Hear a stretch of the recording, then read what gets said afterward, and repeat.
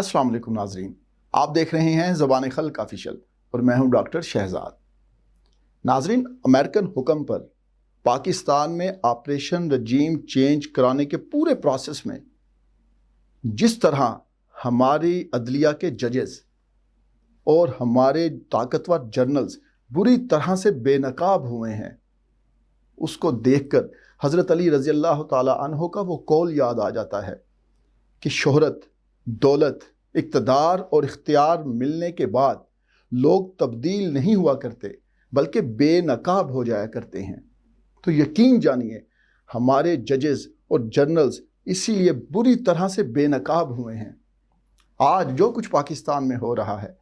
हर आंख अश्क बार है, हर दिल में कर्ब है, दर्द है, हर पाकिस्तानी बेसुकूनी का शिकार है और बेइत्मीनान हुआ पड़ा है और किसी को भी कुछ भी नहीं पता कि हो क्या रहा है। पाकिस्तान में कौन है हुक्मरान? इन जजेस और जर्नल्स की मिली भगत से जो करप्ट, नाअहल और जमानतों पर रिहा जो करप्ट लोग थे, इन्होंने उठाकर हमारे ऊपर हमारे हुक्मरान बना दिए और अमेरिका की खुशनुदी के लिए वो कुछ किया जिसकी आइन, कानून और इखलाकियात कुछ भी इनको इजाज़त नहीं देती। ये आज क्या हो रहा है पाकिस्तान में, पाकिस्तान की सड़कों पर, पाकिस्तान के घर घर में, पाकिस्तान के मीडिया पर क्या हो रहा है और दुनिया में जो हमारा तमाशा बना है, इसका ज़िम्मेदार कौन है? इसके ज़िम्मेदार वो स्टूजेस तो हैं ही, जो 3 स्टूजेस हैं, वो तो पिछले 3.5 साल से लगे हुए थे खान साहब की गवर्नमेंट को गिराने के लिए, कभी कामयाब नहीं हुए। वो कामयाब तब हुए जब हमारे जर्नल्स और हमारे जजेस ने उनका साथ दिया और हमारे पूरे मीडिया ने 90% मीडिया ने उनका साथ दिया। तो आज पाकिस्तान का जो हाल है, अगर आप 2 महीने पहले वाला पाकिस्तान देखें तो क्या अच्छी खबरें आती थी। ऑस्ट्रेलिया जैसी टीम पाकिस्तान आई हुई है, पूरा पाकिस्तान जो सुपर लीग वो पाकिस्तान में हो रहा है, 2 मरतबा इस्लामी सरबराही जो वज़ीर ख़ारजा की कॉन्फ्रेंस है, वज़राए ख़ारजा की, वो हो रही है। पाकिस्तान की एक्सपोर्ट बढ़ रही हैं, पाकिस्तान का जो ट्रेड डेफिसिट था वो कम हो रहा है, पाकिस्तान की इकॉनमी स्टेबल हो रही थी, पाकिस्तान की ग्रोथ 6% पर पहुंच गई थी, रिकॉर्ड टैक्स कलेक्शन हो रही थी, रिकॉर्ड रेमिटेंसेस मिल रही थी और दुनिया में पाकिस्तान का एक अच्छा इमेज कायम हो रहा था और पाकिस्तान में जो लीडरशिप का फुकदान था वो ख़त्म हो चुका था। लेकिन अचानक अमेरिकन हुक्म पर पाकिस्तान में मौजूद उनके ग़ुलामों ने करप्ट अशराफिया को लाकर बिठा दिया और आज पाकिस्तान में जो लाकानूनियत है, जो दहशत गर्दी है और जो इजहार राय पर पाबंदी है, वो सब उसका शाखसाना है। और इसके ज़िम्मेदार यकीन जानिए खान साहब जो अक्सर कहते हैं कि वज़ीर आज़म तो मैं था, तो उन्होंने हुक्म किसको दिया? और खान साहब जो ये कहते हैं कि ये जो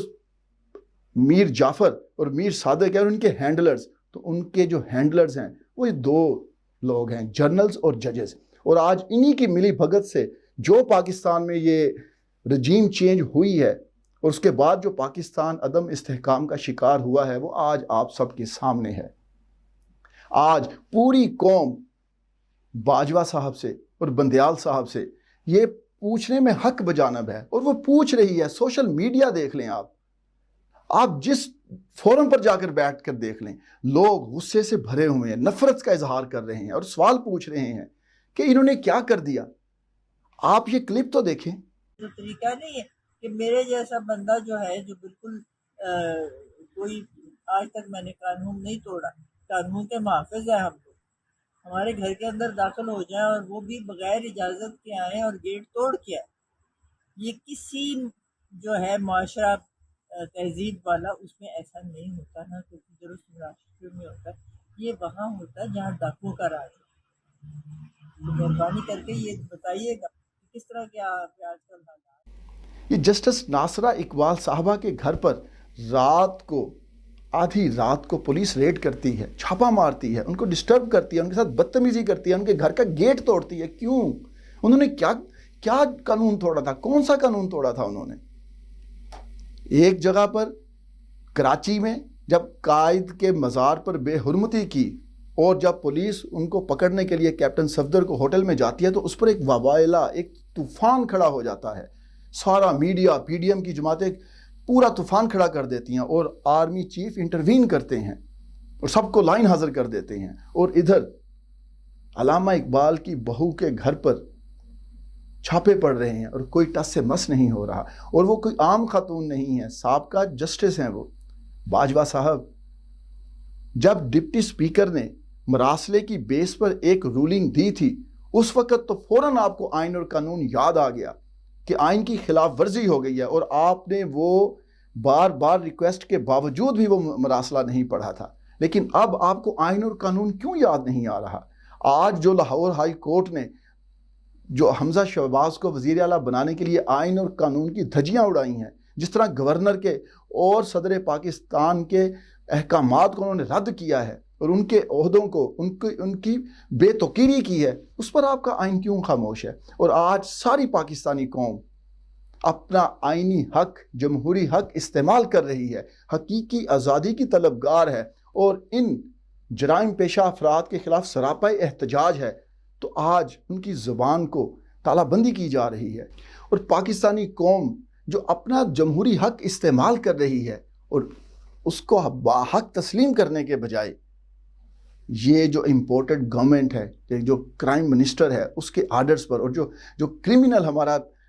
انٹیریئر منسٹر ہے اس کے آرڈرز پر پاکستان کے طول و عرض میں کیا ہو رہا ہے، ذرا یہ کلپ دیکھیں۔ یہ کوئی طریقہ تو نہیں ہے کہ 40 کے 40 مرد اور گنڈوں کی طرح گھروں کے اندر دروازے آپ کے گیٹ توڑ کے اندر گھس گئے ہیں؟ مطلب باجوہ صاحب یہ ہماری قوم کا کچھ کہتے ہیں آپ لوگ عورتیں، ہم لوگ اس لیے آگے سے مجھے کہہ رہے ہیں کہ تم عورت ہو اس لیے میں تمہیں مار کے تمہارا باجوہ صاحب آپ بھی یہ کلپ دیکھیں کہ ریٹائرڈ آرمی آفیسرز کے گھروں پر چھاپے مارے جا رہے ہیں اور ان کی خواتین کی بے حرمتی کی جا رہی ہے، ان کے ساتھ بدتمیزی کی جا رہی ہے۔ یہ سب کیا ہے؟ یہ آپ کا فرض نہیں بنتا کہ اس پر سو موٹو لیں بندیال صاحب؟ جو بھی یہ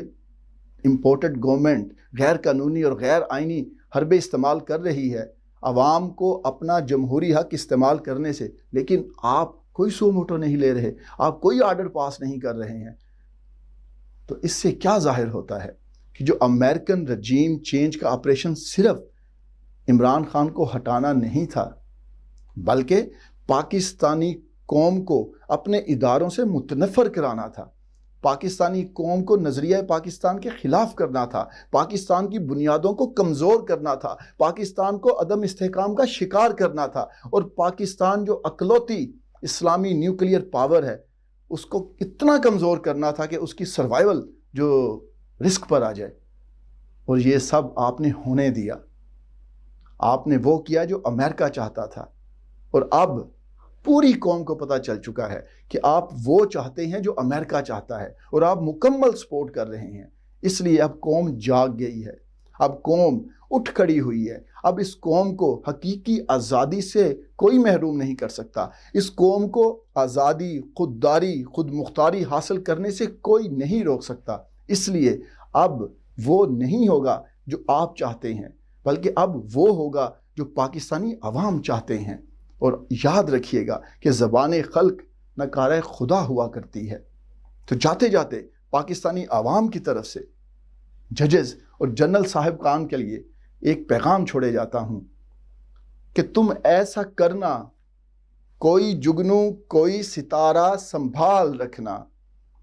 میرے اندھیروں کی فکر چھوڑو، تم اپنے گھر کا خیال رکھنا، یہ سب دھوپ چھاؤں کا کھیل ہے،